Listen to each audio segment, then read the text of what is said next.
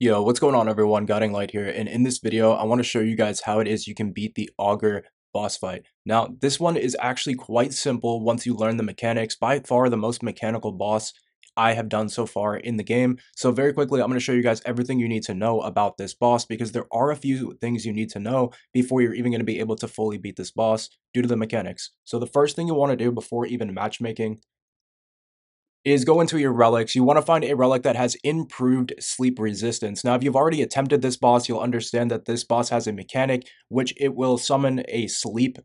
Once the sleep happens, it's going to knock your character over. You're also going to take damage, and once your character is knocked over, you'll lay on the ground for about 10 to 15 seconds, allowing all the other enemies in the fight to damage you. Now, if you have the sleep resistance on, you will not actually completely fall asleep. You'll still take sleep effects, but you will not take full effects to the point where you fall over. So you will want to have this on. Another thing that is very necessary for this boss is going to either be a ranged weapon or a magic weapon. You will have to do damage from afar. Now, the boss can be done with melee-only weapons. However, the fight will take considerably longer, and you will need to dodge quite more attacks. Now, the best setup for this, I genuinely think, would be to have one Revenant with a ranged weapon, one Guardian due to his resing abilities, and then I do believe it'd be nice to have one of the Iron Eyes. Now, it doesn't necessarily need to be run like this. There's a bunch of different combos you could run. However, this is the best combo I think would be. The reason why is because you can self-revive your teammates with Revenant, you can revive your teammates with Guardian, and if you have on either Iron Eye or Recluse, then you can do that range damage. Recluse also has a healing spell, so I would much rather have one of these characters on my team. If you guys are going in with a full stack, like if you're running it with your friends, I would try to have one of these three characters on. If you're going in with just randoms like I was, you can definitely still beat the fight. However, that's going to make it much easier. Now, when getting into this fight, we were level 12. Anywhere between level 12 to 15 will work due to the fact that this boss does take a long time. You're going to want to have as many flasks as you can get, and as you can see, I'm going with a gold weapon. Now, the way this boss works is there's a few mechanics you actually have to learn, and I'm going to go and walk you guys through all of them. Now, as you go through your run, you're going to want to try and get as many upgrades to your health bar as you can, and also try and get this upgrade here that's called resistance to all ailments. Now, I did not have this upgrade when doing this run. However, if you do have this, this will buff you even more to the sleep resistance. So while going through your run, you want to get stamina upgrades, health upgrades, obviously. But if you do see this one pop up here, this is the one you want to be on the lookout for when doing the Augur run because it will provide you even further resistance to the sleep effects. Now, when going into this boss fight, especially if you are going in with friends, just simply work together and understand that this is not a boss fight that you're going to clear within the first minute. You do have to really take your time, and when you have a ranged weapon, you're going to really be chipping away at the boss. Now, I went in with a couple extra spells and things like that, and I was playing as a support class. However, I did quite a bit of damage when I could. Now, all three of us, as you can see, guys, are actually running melee weapons, and this does go to show that you can get it done. However, you really have to draw out his attacks. So there'll be phases where you're going to have to just simply dodge for like 2 minutes at a time and wait for the boss to go and steady up so that you guys can go in. Now, when the boss does go and steady up and like stop moving around, you can very easily get critical hits off and very slowly chip away at his health bar bit by bit. So it definitely can be done, but like I was saying, with the archer class or a mage, it will just simply make this much easier.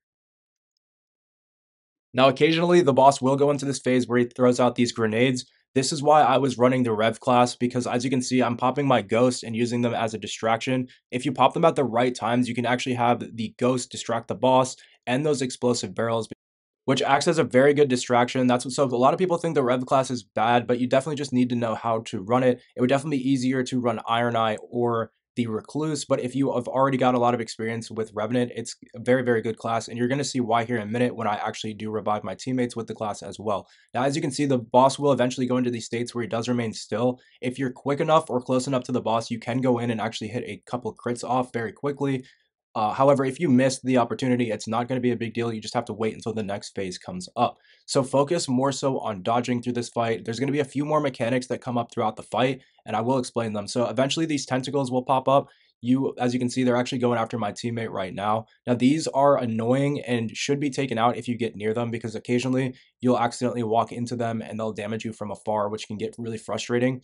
However, they don't really have anything to do with the main boss fight itself.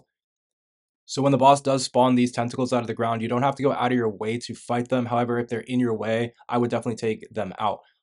Now they're very, very strong, so that's why I try to stay away from them if I can. And if your teammate ends up going down near one, you definitely want to take it out. And that's why I'm saying if they're in the way, definitely take them out. They're very, very strong. They're easy to take out, so it doesn't take too long. But I wouldn't go out of your way to take those tentacles down and then accidentally take damage from the boss in the process. So I did skip a little bit ahead of the video only because we were in a dodging phase for about 2 minutes, but as you can see, eventually the boss does steady up and we're all able to rush in. Now, this is only more difficult and so drawn out because we're all running melee weapons. I did eventually use a few of my spells on the boss, which did really good damage, but I was trying to save the rest of my spells to heal my teammates. I've already done this boss about 10 or 15 times, or attempted it 10 or 15 times, and I just understand that I have to try to play more of a support role if I really want to get through it with random players. But as you can see, guys, eventually we're able to work together pretty well. The boss steadies up, and we're even able to get him staggered and critted off. So it's just about biding your time. If you're running melee weapons, this will take far much longer than it would had you we had ranged weapons or spells. Now, this is actually a really important mechanic, as you will see. Eventually, the boss will steady up, and eventually he will start to throw out the sleep. As you can see, my bar. Now, if you're really close up to him, the bar will fill up, and I see people actually running away from the boss when he goes into this sleep state. But if you have on that relic, you'll notice that that bar that adds to my sleep counter, it never actually goes all the way full. This is only because I'm running the relic. Now, if you're all running the relic, let's say you go in as a full stack team, if you're all running this relic, you can actually use this opportunity to go in and actually do massive amounts of damage to the boss. Now, with every time I've run this boss with randoms, I've noticed as soon as he goes into that state where he tries to get you to fall asleep, everyone runs away, and I think that's due to the fact that they're not running the relic. So if you're not running the relic, you'll have to get out of the range of these sleep effects and basically give up all of that damage. That's why I was trying to tell you guys before starting the run to make sure you have on sleep resistance or to try and get extra sleep resistance along the way, because if you do, you can actually utilize all these different sleep timers to actually go and deal damage. Now, after that sleep effect goes off, you're going to go back to dodging phases and just have to basically bide your time, chipping away at his health as you can. There's going to be another major mechanic that will come up once you get the boss down to half health, so I'll explain how that works here in just a moment. So if you do get really, really weak, it's not a bad idea to run to the back of the map and just take some chill for a bit and regain your health. Now, this is why the Revenant class comes in helping a lot, because as you can see, I can put out these ghosts and it will actually aggro the boss and distract them so that we can actually heal and actually chill for a bit and get and regroup. And when popped at the right times, you'll even be able to dodge the entire effects of these grenade attacks. As you can see, they're all going after my ghost again, and we can actually take this time to heal if we have a warming stone, or if I was trying to pop a healing spell, we'd be able to get this off now because the boss is completely aggroed to the ghost. And this is just one of the benefits to running Revenant. I hear a lot of people that say that it's just not great for bossing or for missions, but if you run it properly, it actually really is one of the best classes, but it is more of a support class. Now, this is extremely important, but once you get the boss down to about half health, he will fire out a giant bubble from the middle of the map. Now, the problem with this is that if you guys do not break this bubble before it touches the ground, it will send out a massive explosion that does a incredible amount of damage, but will also almost forcibly cause all of the players on the map to completely fall asleep. Now, I had the resistance relic on, so it did not actually cause me to fall asleep, but you basically have to hit this thing out of the air. As you can see here, I was able to break it just before it hit the ground.